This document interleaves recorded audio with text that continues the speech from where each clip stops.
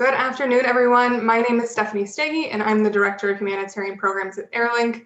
I'm joined today by Kathy Fulton, Executive Director of American Logistics Aid Network, or ALAN. Today, we'll be talking about the lessons our organizations learned while responding to a record-breaking Atlantic hurricane season in the midst of a global pandemic. Coordination is really challenging in any disaster, but it's especially difficult during large-scale events like COVID-19, a worldwide emergency that's forced voluntary agencies and nonprofits to quickly scale up their capacity to address pressing needs in the US and around the world. In 2020, voluntary organizations were really impacted at their core. They were driven to sort of reimagine their operations.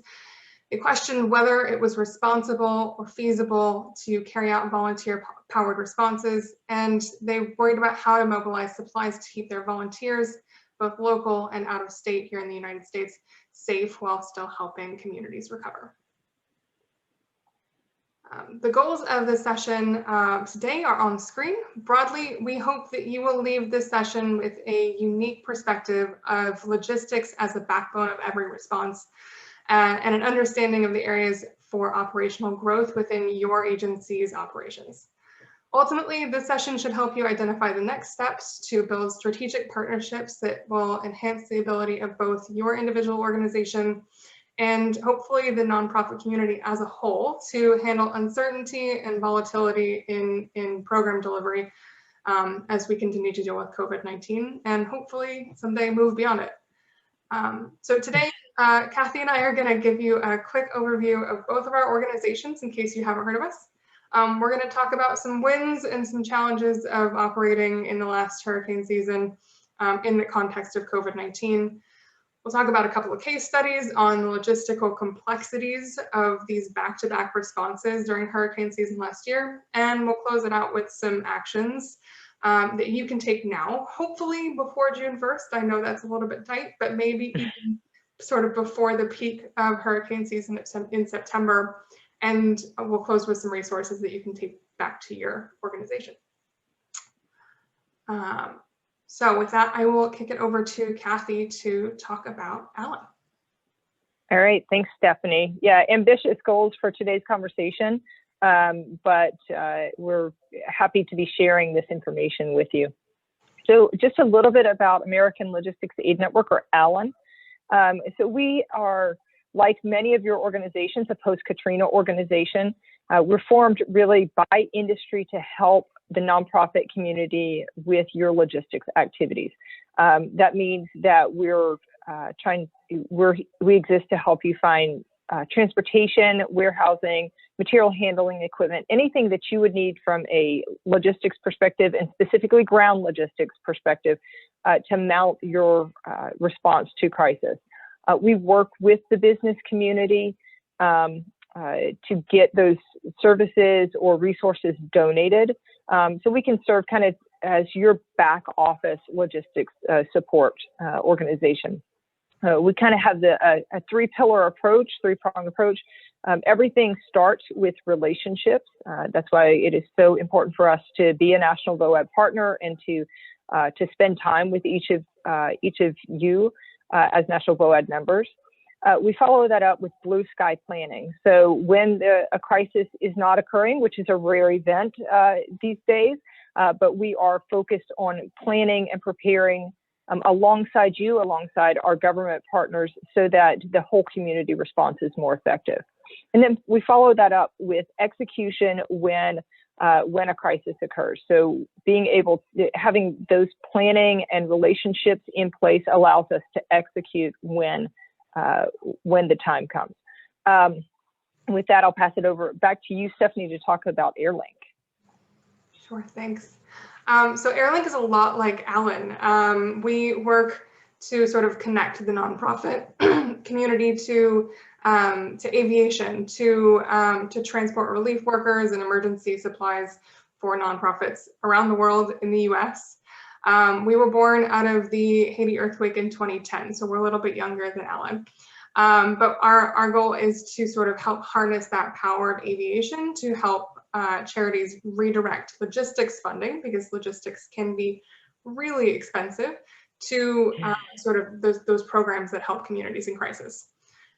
In the US, most of our work is passenger focused, so that's what I'll focus on today. I think what Kathy focuses on mostly is moving supplies, so we'll sort of have a nice balanced approach today.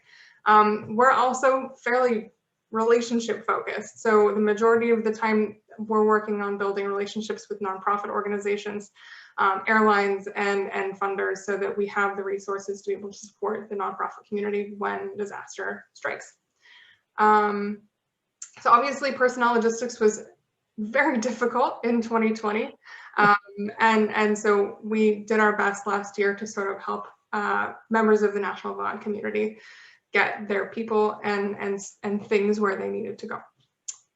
Yeah, Stephanie, I just want to add right there, you mentioned, you know, every dollar that that we can help nonprofits save on their logistics activities is another dollar that can be put towards their mission. So really, both of our organizations exist to help amplify the missions of the nonprofit serving in disaster and reduce the logistics spend that occurs. I know for our organization,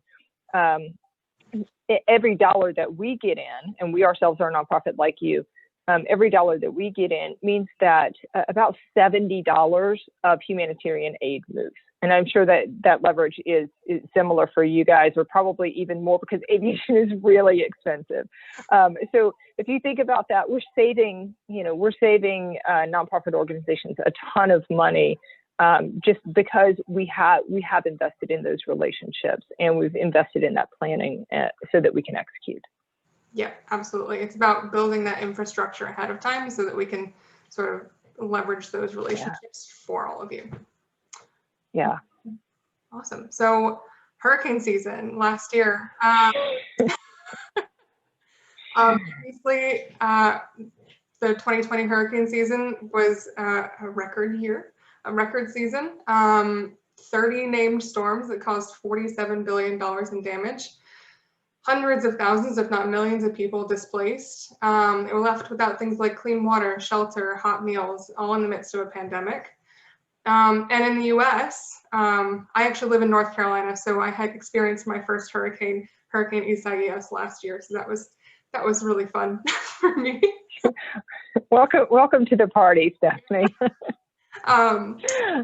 We know that in the United States, 2020 was actually the fifth consecutive above normal season. So we're going to see more of these seasons going forward. As far as logistics is concerned, we really know we need to be prepared for those really dramatic peaks in demand, but every single year, I think it's still pretty difficult to keep up. And every year is a little bit different. Yeah, I'll just add on this slide. When I went to the NOAA website to grab that graphic, I was like, why is this still preliminary? We're getting ready to start hurricane season 2021. So, you call up your friend and I say, what's going on? And what I was told is they're still analyzing data. That's how complex the 2020 hurricane season was. And they want to make sure that they get it right. I know that they not too long ago bumped up the characterization of one of the storms, from a category 2 to a category 3, because there were some wind data that came in that showed that it was even stronger. We are hoping that 2021 is not the same as this, but we have to be prepared in case it is. Absolutely. Yeah.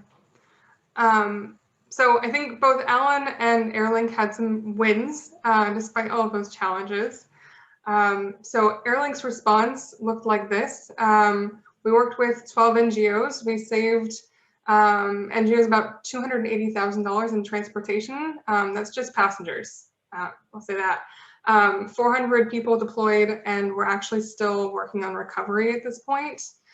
So that included the folks that were deployed helped provide 870,000 hot meals, and I think that was just in the first month.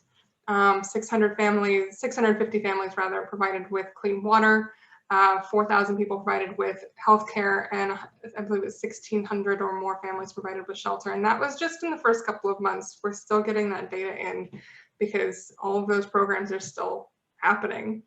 But it was a big response. Texas, Louisiana, Alabama, Georgia, and Florida. And I think it might be the first time we've ever responded in Alabama.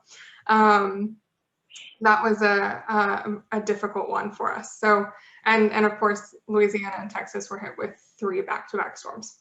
So 3, 4. So that was starting to lose track. But yeah, so we're really proud of the response. In spite of the pandemic, we still got, as you can see, a lot of requests for assistance. 400 responders is still really low for a US-based response for us. Normally we're looking into up to 1,000. So that sort of goes to show that the pandemic had a sort of cooling effect on the number of people that were deployed, but that still caused some significant bottlenecks when it came to transporting people. Yeah. Stephanie, I know we are doing great on time. Do you want to talk about kind of how some of that response happened and how that coordination, like how you help deploy people? Sure. So as I said, we have these partnerships in advance. Obviously, we have a great partnership with National VOAD and many of the organizations that are members of National VOAD. We really work to make sure that anybody that comes to us for assistance with moving people, they're hooked into National VOAD. So first of all, if you're watching this, make sure that you are in with all of the state VOADs that are in the region. That's great to do. Just let them know you're coming, please. So when we get a request for assistance, we'll make sure that we have a partner to help. So we'll go through our partner network and see who flies there, basically. That can be as simple as, going online just like anybody else. It can be a little more difficult because maybe we're looking at a charter flight or something like that, or asking one of our airline partners to fly somewhere they don't normally fly. And then we're leveraging the resources that we've already raised during the year to make sure that you have a seat on a plane with excess baggage. And that way you don't have to worry about, paying for that, making sure you have tools. Most of our partners, if they're just sending a couple of tools with a person, it'll be an extra bag or 2 bags. And that's a great sort of efficient way to make sure that you have sort of that just-in-time logistics for your tools.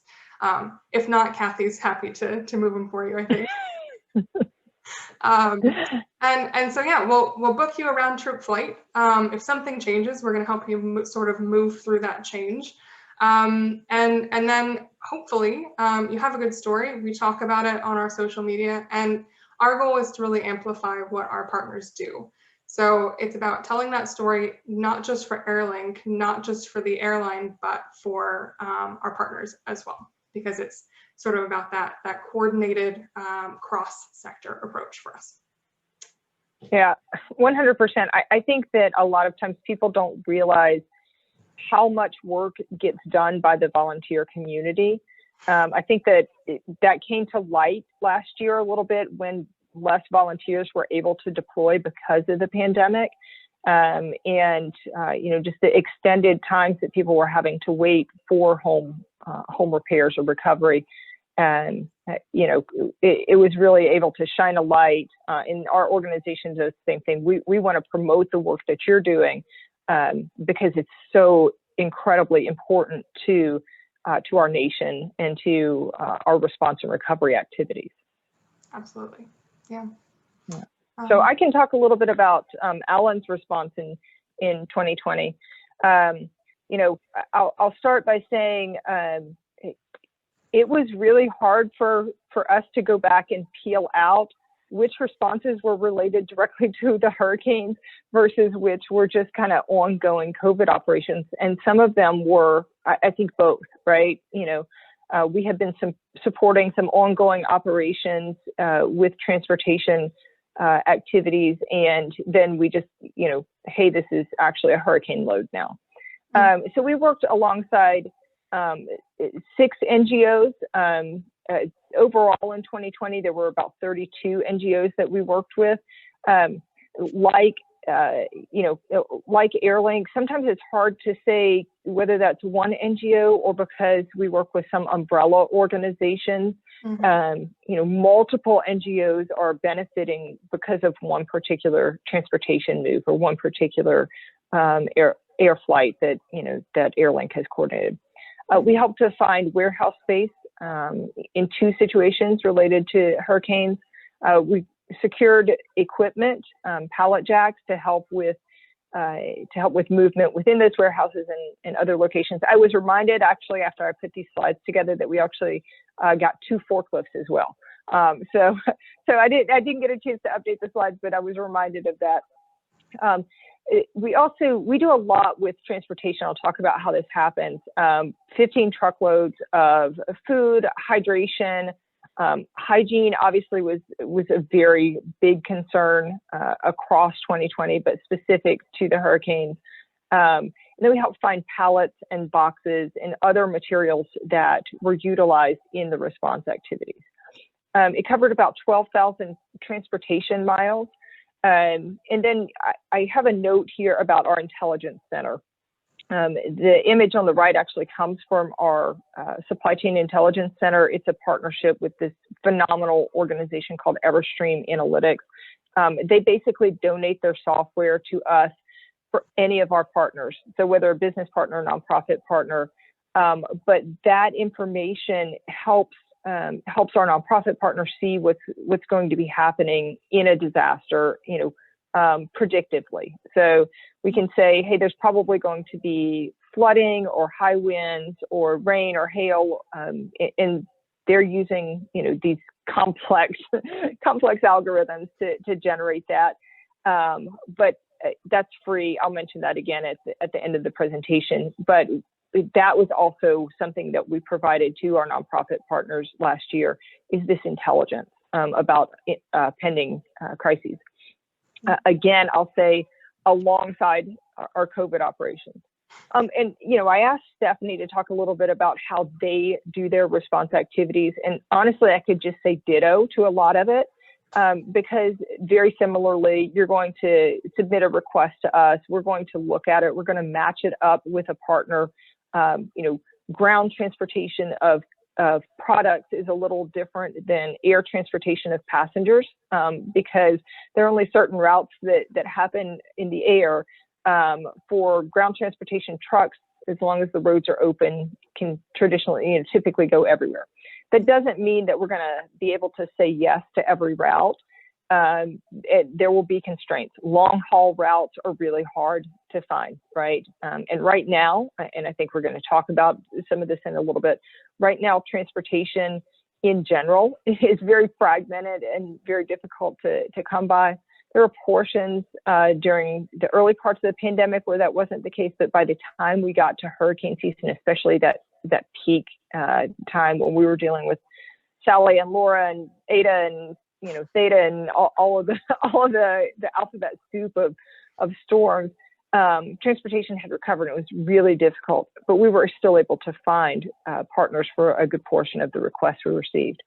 So I think that's kind of all I want to say about our specific response activities last year for now. Awesome. So you were talking a little bit about the business community challenges, but do you want to go a little bit deeper into what those were? Maybe they continue to be. Yeah, and they do continue to be, because the pandemic is not over, despite what I've seen across the South in the past few weeks.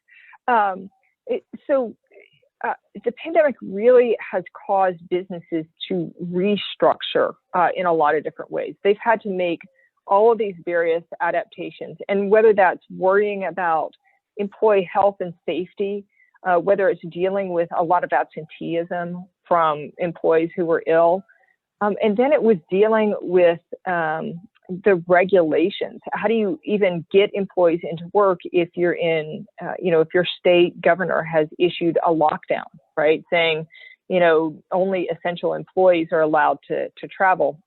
So these businesses were having to deal with, how do I create a letter that says, my warehouse staff is an essential employee? How do I make sure that my truck drivers can make it to their trucks? how do we make sure that trucks are not stopped at border crossings or state lines, and some of that was occurring early on, which really leads me to the regulatory environment across the nation last year. And I know that as nonprofits, we all had to deal with this as well. But there was a patchwork. So if your business operated in 5 different states, maybe it's 10 different cities across 5 different states, you may have been dealing with 10 different sets of regulations, right?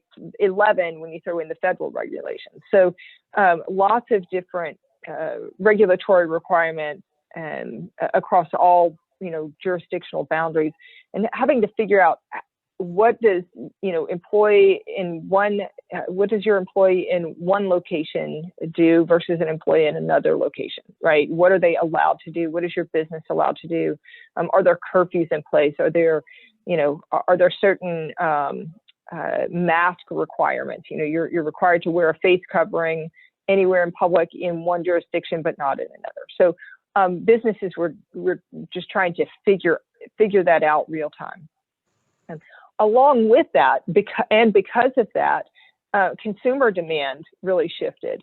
You can think about everybody stopped going to restaurants. In fact, some restaurants were required to shut down early on in the pandemic, right? And so the food sector, especially the food service, which serves restaurants, that sector was really disrupted, right? So they had no demand. While grocery stores were dealing with 200, 300, 400% increase in demand over what they normally would serve, because everybody started eating at home. And so, we had these high and low demand swings. And then once we got later in the summer, things started looking better. And people decided they weren't taking vacations. They were going to remodel their house. I'm guilty of that. We're doing that right now. The demand for transportation, trucking services and air services really started to increase as we started moving commodities from Asia, from Europe. And it resulted in a lot of log jams. Throw into that things like the Suez Canal getting blocked, like what we've seen just recently with the Colonial Pipeline and, access to fuel, all of those, and throw on top of that, 30 hurricanes, right? All of that is causing disruption to businesses. And finally, because of those shifts in consumer demand, businesses decided to adapt, right? So they said, more people are shopping from home. They're using e-commerce. More people are, doing curbside pickup. We have to adjust our sales strategies. We have to adjust our warehousing strategies. And so they've adapted. We hear from our partners that they literally did 5 years of automation, robotics, and, e-commerce, websites or whatever within 5 months. Within the pandemic, they squeezed it all into that. Those adaptations have caused lots of friction. It slows down supply chains. Ultimately, things will pick back up, but it has caused a real strain on, for us, our ability to find donated resources right now. Warehouses are jam-packed. Trucks are, there's 10 or 12 loads for every truck that's on the road. Drivers can name their own price. So it makes it a very difficult situation without those deep partnerships. If we didn't have deep, strong partnerships, we would be in a world of hurt trying to service any nonprofit requests right now. So I have talked a lot about the business challenges over the past year. Stephanie, let's talk about the nonprofit challenges. That's okay. I think not everybody might be aware of the sort of business community challenges, but I know we're all sort of acutely aware of the nonprofit challenges that we faced last year. And to some extent, although maybe not so much, we still continue to face them. So last year, we got to sort of hurricane season. Up to that point, we really hadn't been seeing a lot in terms of passenger travel. I think we had sent maybe 200 people by August of last year, which is very abnormal for us. And that was really because of responder safety and sort of that need for nonprofit organizations and voluntary agencies and that sort of thing to be mindful of duty of care. When it wasn't safe to send people for their own safety, but also for the safety of beneficiaries, they just didn't. And so what that meant is that organizations were building local partnerships. And I really hope that those local partnerships continue, because I think ultimately, communities are their own best first responders. And the more we can, keep these trends with regard to, remote assistance going, the better. But because of responder and volunteer safety concerns, we definitely saw fewer people deploying to the field. In emergencies, we also definitely saw a shift from congregate sheltering, so lots of people all together, to non-congregate sheltering. So that meant Airbnbs. Thank you to Airbnb. That meant hotels and that sort of thing, apartment buildings where they were available, and people having to go 2, 3, 4, 5 hours away from where their homes were. That really, from sort of our bird's eye view as Airlink, we saw that really start to disaggregate the ability to sort of track needs. And so it became more and more difficult to sort of say, okay, we know how many people are in this area and we know how many people have needs, because whereas you used to sort of be able to count the blue tarps and go door to door and say, do you need help with your home, maybe you couldn't because they had to leave. On the flip side of that, we saw that responding organizations, when they did respond, especially in hurricane season, they went in and they knew they had to be self-sufficient. So I talked a little bit about the fact that we send people and we send their bags. When it used to be 1 or 2 bags, suddenly it became 5, 6, 10 bags. That's a lot. Yeah. To be honest, in belly space.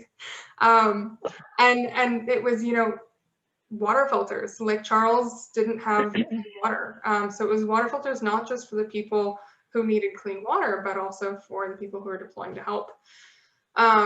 Tents, tarps, things like that, people were bringing them in by hand because they had to sort of find a place to be. And so I think that complicated our efforts. It probably complicated your efforts as well, Kathy. You probably got requests for people to be bringing in their own supplies, not supplies for the community. And one thing I don't think, you touched on this a little bit with, it has been difficult to get private sector support. Part of that is there's just not enough to go around. Part of it, I think, was a little bit of donor fatigue. We got to, September, October of last year, and we'd already been through normally all of the funding that we'd need by that point. And so donors weren't as there as normally they would be. I think there were some really innovative solutions that sort of came to light because of the scarcity. And we're really still seeing that donor fatigue today. So we're obviously Airlink's working internationally on the India response, and to the surge in COVID-19. We're seeing other small surges and not so small surges of COVID-19 around the world. And the donor presence isn't what it has been. So we're having to navigate that, and we're having to try and find ways to be creative, but we know that also means that our nonprofit partners need us more than ever to show up. And then the last thing that we really saw last year, not just in hurricane season, but like all year, honestly, was shortages throughout the supply chain. So Kathy, you talk about 10 to 12 loads per available truck. That's, the same, we see the same thing with aircraft. We see the same thing with not just cargo space, but passengers. And I'll talk about that in a second, the crazy numbers we were looking at. But it was more than that. It was the ability to get a mask for your volunteer. It was pretty difficult. And hopefully your volunteers had cloth masks they could sort of double mask if they needed to. Luckily, if your volunteers are vaccinated now, I think as of yesterday, they can go maskless, which is really cool. And hopefully we won't see that issue moving forward, but it was definitely a huge challenge during hurricane season response. Yeah, I can remember having conversations. I mean, if you can think way back last spring till the Nashville tornado, when that was right as COVID was kind of accelerating in the U.S. And that was one of our first questions: is where we're going to get PPE for volunteers, right? How are we going to do this? Because it needs to go to the medical community, right? It's not just that we want it to go there, but the surges were real and were happening. So those shortages of everything across the supply chain, and it affected nonprofits, it affected the business community, and it was more than just toilet paper. So for sure. Absolutely. So maybe that's the challenges, but I think we have a couple of maybe challenges turned into wins we can talk about. So Kathy, you want to talk to us about this? So I'm actually gonna start with something that looking at one of those medical needs. We had an organization that came to us that had some medical supplies, medical equipment. And their initial request seemed very simple on the surface. They just needed a warehouse space.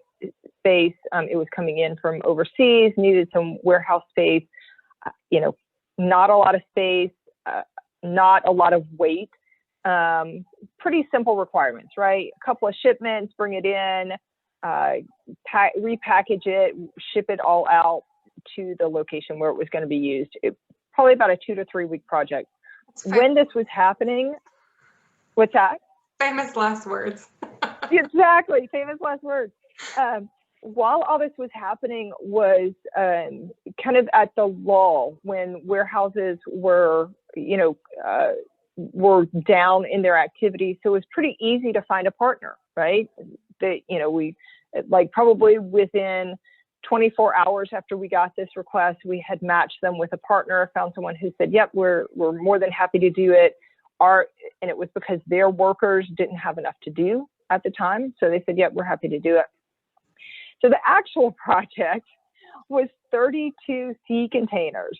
That is a lot more than 2,000 square feet and 23,000 pounds. It took about a month to receive everything. There were over 100 pallets. They were off-size pallets.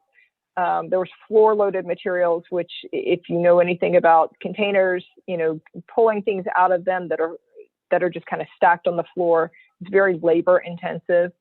It needed to be cross-docked. There was some repackaging, and then shipping. This organization that did this warehouse that did this, are heroes in my book. I'll say more about that in a minute. But so a couple of the real challenges for that was we had put our reputation on the line with this business. It was actually a new business partner for us. We had never worked with this group in the past. It was our reputation that was on the line, in addition to the nonprofit, who is, they could not have known, honestly, that this was going to be a problem. They had defined the requirements as they were being told, right, by their partners. So no shade at all on this nonprofit. We all deal with, lots of lack of information on a daily basis. But it was a reputational risk for them, as well as all nonprofits, right? So I know when Stephanie has her intake form and we have our intake form and we're asking you for lots of information, there's a reason for that, because we want to get the requirements as close to right the first time, so that we're not dealing with situations like this. The other thing that was the problem is this was a resource that was in really high demand, right? And so we didn't want there to be a delay. The warehouse could have staffed up. They could have, put it in a different location had those requirements been done, been correct in the beginning. So actual outcome, and why I say these folks are heroes, they rolled with it. And this is part of the reason why working with businesses who are doing logistics, who are doing air freight, who are doing whatever on a daily basis, working with the professionals is a benefit to your organization, because they were able to just roll with it. We actually ended up giving them an award. We have a humanitarian awards. We gave them one last year because they were just so incredibly flexible, fluid. They made it easy for the nonprofit. The nonprofit was able to deploy their materials to where they were needed, right time, right place, right quantity. And that business actually is doing another project for us right now. So they've continued to be involved. Businesses love to be involved and be asked to help for stuff, but they also need the right requirements. So Stephanie, I'm going to let you talk about your case, which is a little more fun. Yeah. So not a specific move, but just more of a response to the way that things were. So I'll talk a little bit about donor amplified partnerships, and those words mean nothing if I don't tell you what happened. So I mentioned before, there was a really low start to the year for passenger travel. But because of COVID-19, a few things happened. So airlines scaled back their flights to lower traffic destinations across the US and around the world. So we're now seeing things start to open up a little bit. At the same time, they also decreased their commitments to nonprofits with respect to passenger capacity. That included us. So luckily we had some contracts we signed beforehand, some we hadn't signed yet. So that was a bit of a challenge. On top of that, so might not seem relevant, but it'll become relevant in a moment. Work from home obviously was becoming sort of a way of life. Kathy and I are both presenting from our home offices. So corporate travel budgets went unused, and I'm sure that lots of organizations didn't use their conference travel budgets last year. But corporations, organizations, big consulting firms and things like that will purchase travel credits with airlines in advance to use throughout the year and have their employees use. So that becomes a little bit more relevant in a moment. And then finally, the last thing that happened, and we've talked about this before, is that nonprofit partners were really sending very few, if any, people to the field for responses and relying on local partners, which to some extent is a great thing. But when the 2020 Atlantic hurricane season ramped up, we really saw an unexpected and substantial increase in passenger requests. So as I mentioned, first it was Hurricane Isaias in North Carolina. Then it was Hurricanes Laura, Delta, and Zeta in Louisiana and Texas. And then it was Hurricane Sally in Florida and Alabama. Some sort of order there. And to be honest, Airlink was initially pretty overwhelmed with requests. There was just this huge mismatch of flight supplies. So you have this supply and demand issue. But in terms of flight supply, the airlines had taken back most of their flights and they weren't flying them. Just one flight per day going from Houston to Lake Charles, for instance. It's a good example for this one. And so there was this mismatch of flight supply and nonprofit demand. So those organizations that were responding, maybe for the first time in that year with out-of-state resources, they also needed volunteers to travel safely, socially distanced from other passengers. And that actually meant something that we didn't think about when we first sort of went into hurricane season. It meant buying out the middle seat of every row at that same premium rate that passenger was flying. So a regular 37 passenger aircraft flying from Houston to Lake Charles, we're talking about ERJ, it's a small aircraft, it's one aisle and two.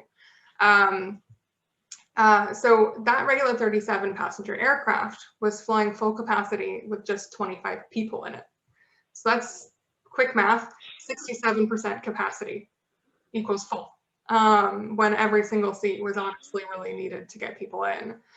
So with the demand the way it was to get into Lake Charles in particular, because that was where we were really sending most people, we were actually seeing flight prices as high as $1,500 for a single one-way ticket, which Wow. that for me is unheard of. I've spent $5,000 on a ticket to the Marshall Islands before with our resources, but never $1,500 for a ticket in the United States one way.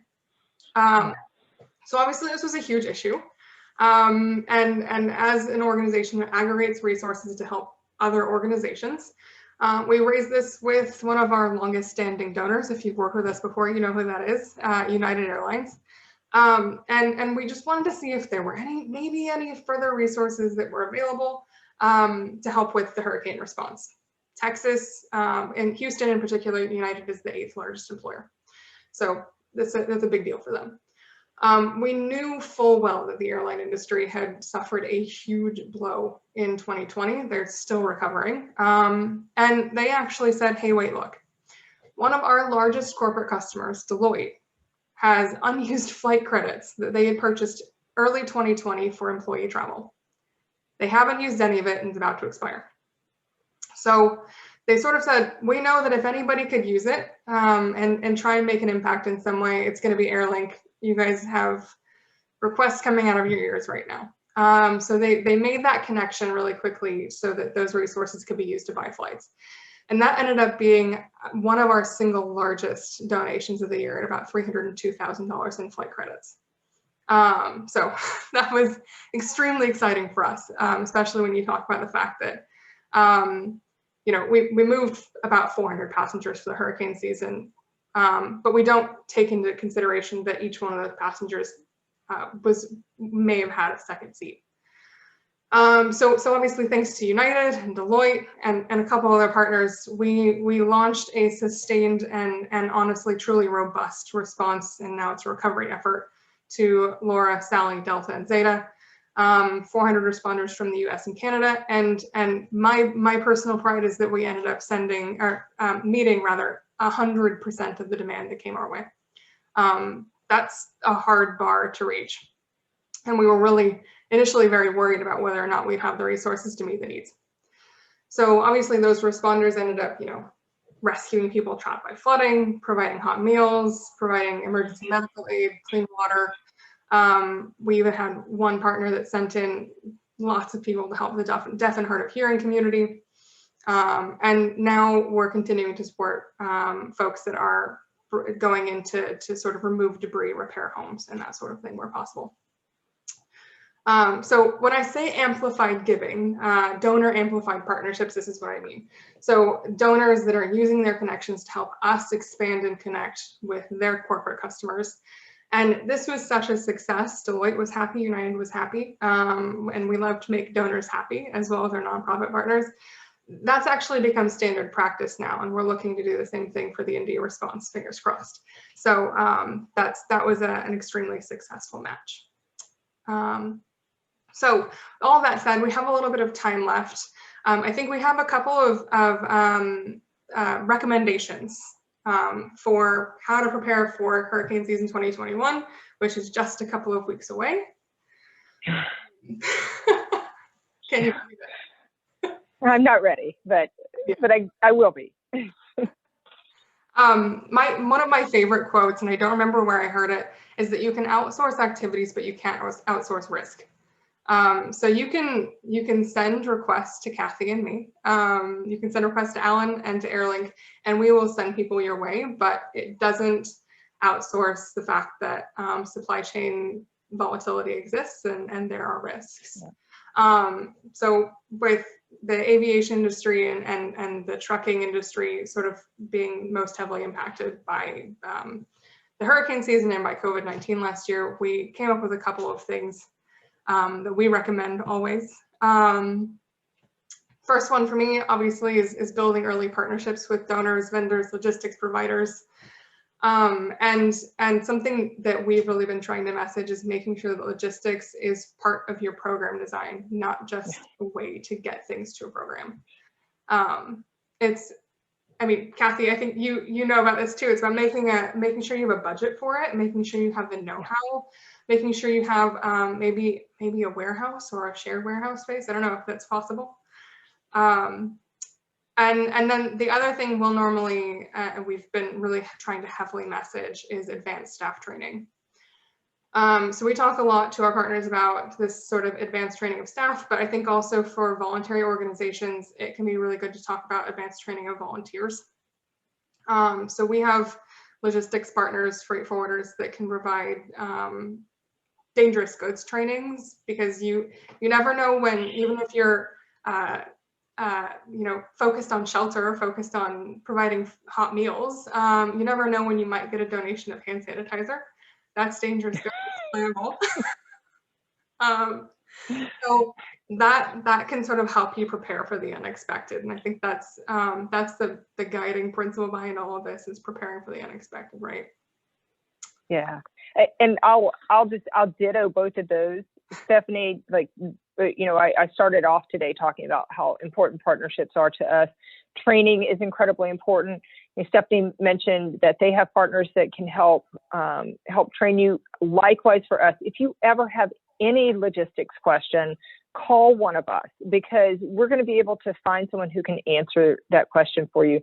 Right now, we have a nonprofit that's working alongside a transportation spend company. They're helping them reduce their transportation spend simply by figuring out who the right partners should be. And then I'll just add, as kind of a third recommendation, is build a plan, right? Even if that plan is not the one that you ultimately follow, the planning process itself is going to help you think about the eventualities of the goals and objectives you want to accomplish.